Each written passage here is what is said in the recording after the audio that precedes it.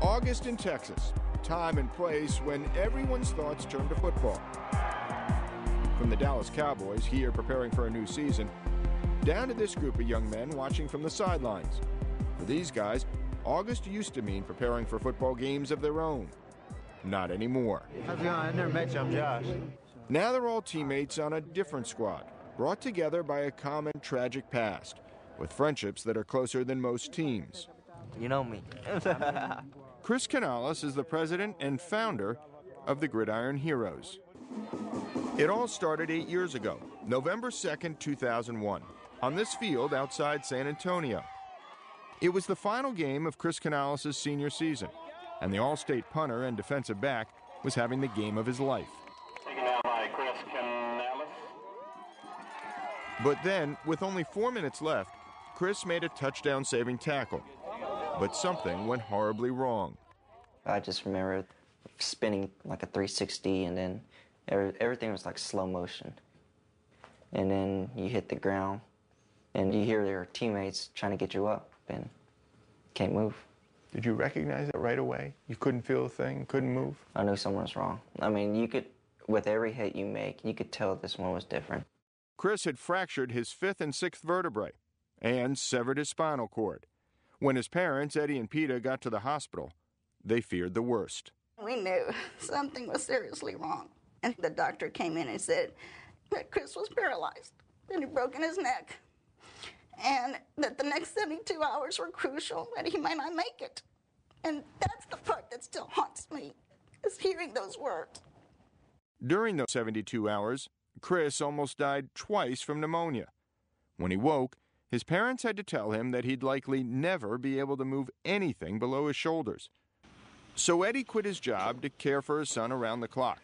After all of Chris's friends went off to college, with little to do besides physical therapy and doctor's visits, he fell into a deep depression, locking himself in his room for days at a time.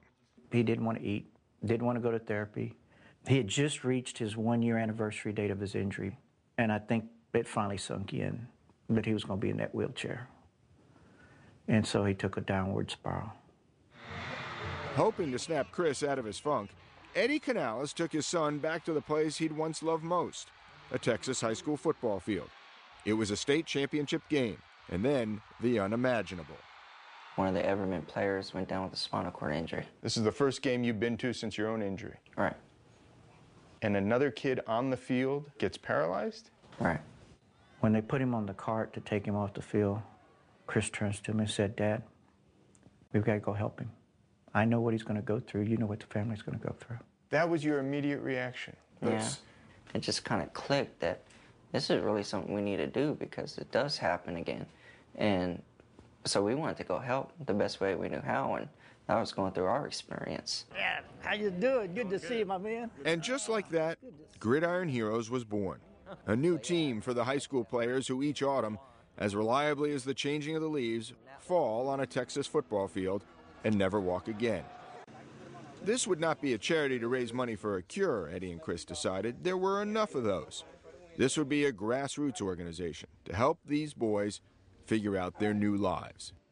As the years went by and more players were paralyzed, at the alarming rate of 3 a year in Texas alone, the pair drove over 1,000 miles every month, all over this huge state, to counsel new members and check up on old ones. Ironically, football remains the bond between this unique fraternity of brothers, so nearly every weekend of the season, Eddie and Chris take a group of Gridiron Heroes to high school and college football games.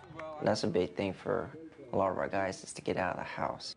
But Gridiron Heroes provides more than just emotional support to these families. They also help out financially. Through fundraisers, Eddie has bought handicap-accessible vans for several families, vans that cost up to $50,000. And remember Faye Stanton and her son David? When their insurance company refused to pay for David's electric wheelchair, even though he was a quadriplegic, Eddie raised the money to get one. Over time, David and Chris became the best of friends. Because they lived only a few miles apart, they went to football games every weekend. Chris and Eddie, of course, helped me out a lot. And spread the word about Gridiron Heroes. And, to that one big dream of walking again, so just all out, just very happy. I always call him my little brother, and though he was taller, being 6'4", he was always taller, but he was like my little brother. But in 2008, David Edwards lost a year-long battle with pneumonia, a chilling reminder for the Gridiron Heroes that because of their condition, even very treatable illnesses can be deadly. That was hard, but I was at peace because I know he's in a better place, and he's walking, so. He's walking? Yeah. Last August in San Antonio at the Cowboys training camp, another football season was on the horizon.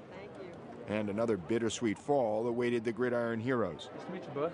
While Eddie and Chris were happy to see so many of the families they've been able to help, they'd be even happier if their numbers could somehow stop growing.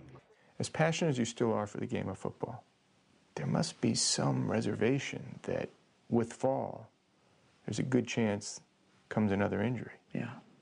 We've had 1 year where there wasn't an injury.